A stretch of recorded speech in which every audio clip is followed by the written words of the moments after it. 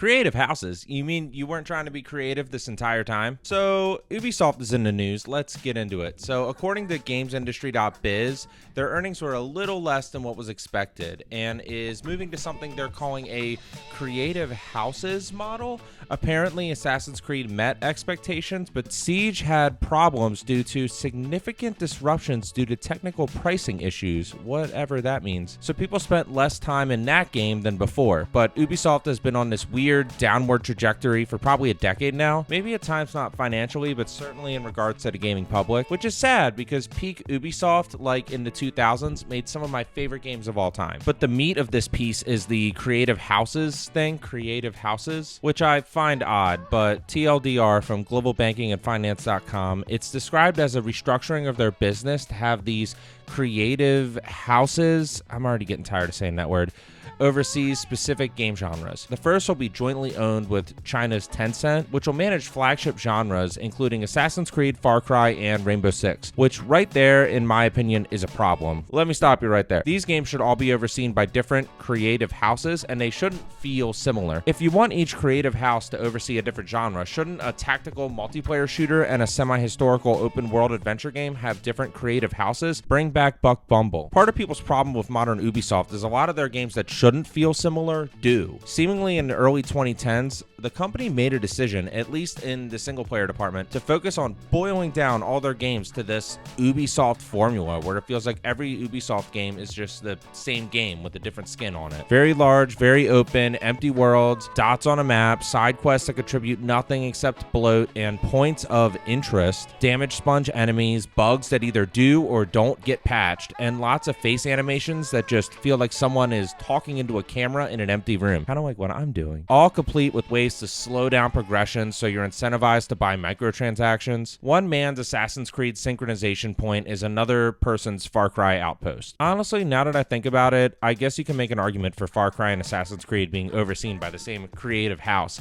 But what is Rainbow Six doing in there? Get ready for your Rainbow Six open world experience. Oh wait, Ghost Recon already did that. Ubisoft is really going through something. With all these game studios being purchased by these bigger companies, Ubisoft was like, we're gonna get an easy payday by literally announcing to the world for the last few years, yes, we are for sale. Yes, you can buy us. We can be bought. Buy us. You're buying Blizzard. You're buying Bethesda. Buy us. But like, Ubisoft isn't Activision Blizzard. Ubisoft isn't ZeniMax. Ubisoft isn't Bungie. They're just Ubisoft. Like, here we are. You guys want to be the proud owners of Assassin's Creed whatever and Far Cry 27, where is Splinter Cell? And the best they could get is Tencent essentially buying a carve-out, which includes Assassin's Creed, Far Cry, and Rainbow Six, which is literally what they have left. It's a carve-out of 25%, which I guess isn't nothing, but most likely this is not what they were looking for. Tencent is like, here Ubisoft, we'll take this.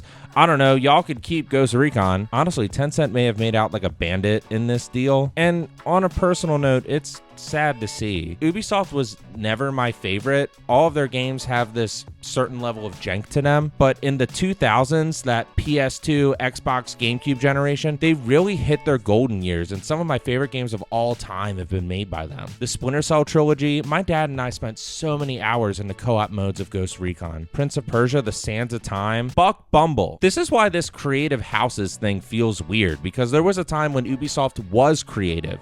Yeah, there's an odd release like Immortal Phoenix Rising to show they still got it, but that was years ago. Splinter Cell was the pinnacle of stealth gameplay and gave Metal Gear Solid a run for its money. Sands of Time had this really intuitive time rewind mechanic, and it was really cool to hear this story from a first-person perspective while you're playing the game. It reminded me of this made-for-TV miniseries called Arabian Nights. Check it out. There was nothing quite like Ghost Recon when it came out. I mean, I guess you could say SOCOM came close, but I had my favorite. The amount of jump scares from trying to track down an enemy from that weird radar they gave you, only to have them right around a corner and just one-shot you, burned into my memory. Rainbow Six had these really cool squad mechanics that really blew people's minds back then. In Buck Bumble, you literally fly around as a bee with a gun in his hand to a banging hip-hop soundtrack. This is what the Black Eyed Peas meant when they wrote the song I'm a B. Ubisoft was creative. I don't know, I think that Ubisoft died in 2007 with the release of Assassin's Creed 1, which was creative for its time, but I don't know, it just seems like that's a critical point in the timeline that affected everything going forward. I don't know. I know it's cool to hate on them, but I really do hope Ubi gets their groove back. I'm not counting on it, but I would like to see it. They weren't afraid to try something new. And each game, while janky, did feel unique and individualized, which just isn't something you can really say nowadays. Step 1, honestly, don't have Far Cry, Assassin's Creed, and Rainbow Six under the same creative house. Step 2, bring back Buck Bumble. What about now? It's time to rock with the biggity Buck Bumble. What about now? It's time to rock with the biggity Buck Bumble. Bum to the bum to the bum to the bass. Bum to the bum to the bumble.